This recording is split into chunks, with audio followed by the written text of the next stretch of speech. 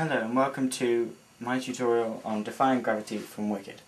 Now if you don't play the piece it'll be really hard for you to pick up, so you need to have the book with you and have some basis of the piece. So start with the beginning, always a good place to start. So some very simple chords.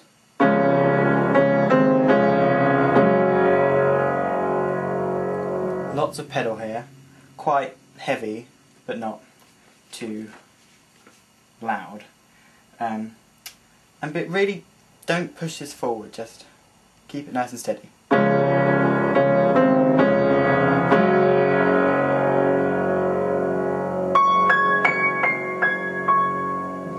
really just have a feel of rubato about it. And the most important thing with the tune as it comes in,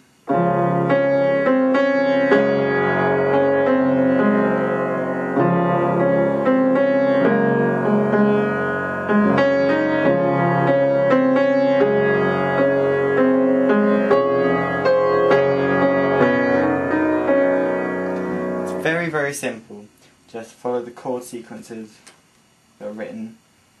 Don't try anything flashy with this bit until we get to so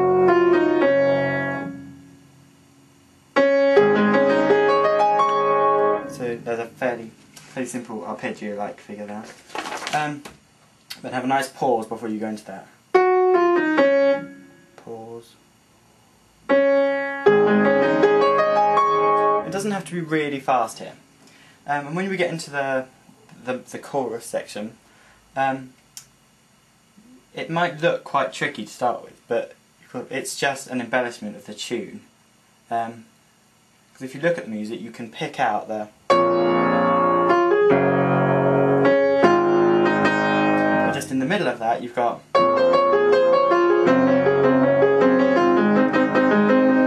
you should be able to pick out the tune there.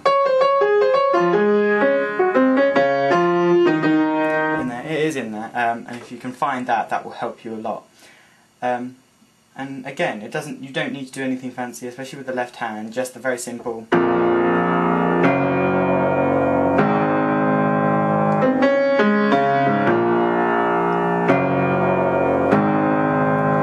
It's really not difficult once you've got that.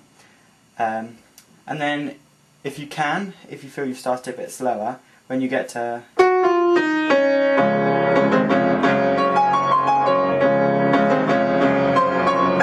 just start to push it forwards a bit. And here the same thing applies. You've got the tune in the right hand, but it looks more complicated. But it really isn't. Just as long as you bring out the tune.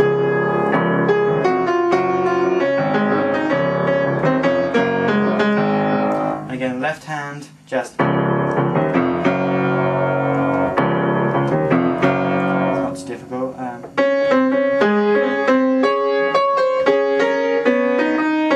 If you don't feel confident with adding chords in, that's fine, just play the tune with the left hand, and then later on, once you're more confident with it, once you can play it up to speed, start adding in just minor chords, just add an extra note, and start just playing around with it and seeing if you can get it slightly more, because nobody's going to know if you don't play exactly what's written on the music. And so that goes along, it's pretty much the same. When you get to the unlimited section,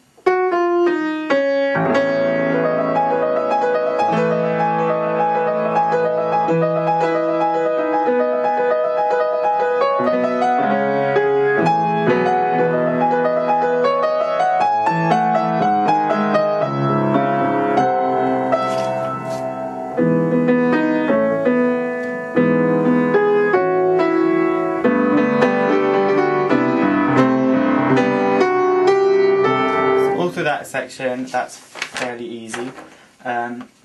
Just remembering to come in the tune, and remember with this bit, that is not the main tune, so keep it down so we can hear,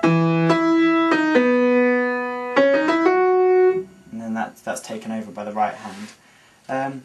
Keep steady. You don't have to add in these chords where you get to.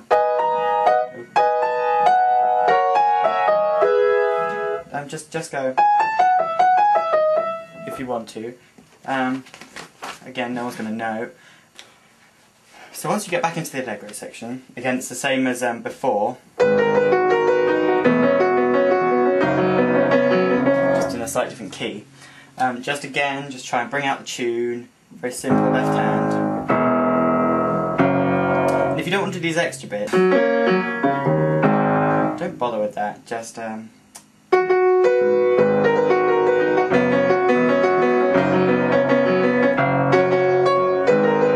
bother with little things in there if you can't do it. Just keep it as simple as you can, as long as you can play it. And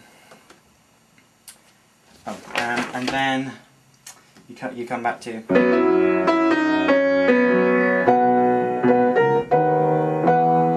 But personally, here I don't like it where you just go.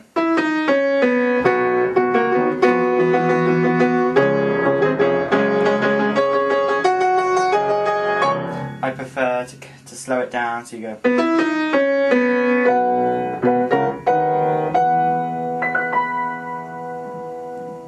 And then come into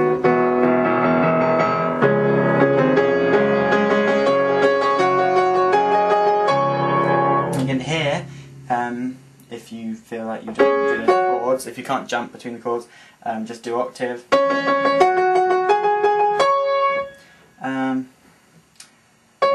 Just the tune again.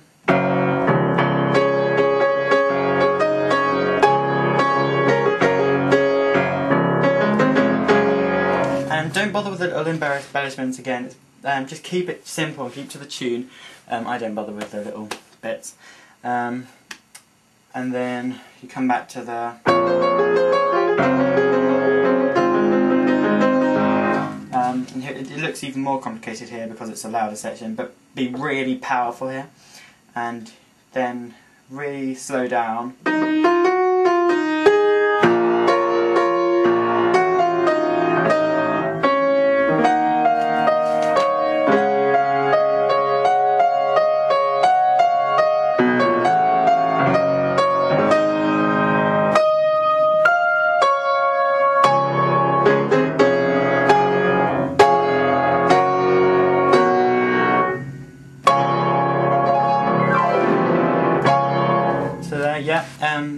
Basically the message is that if you can't play a bit, substitute it. Don't bother with little embellishments. Fit in what you can do.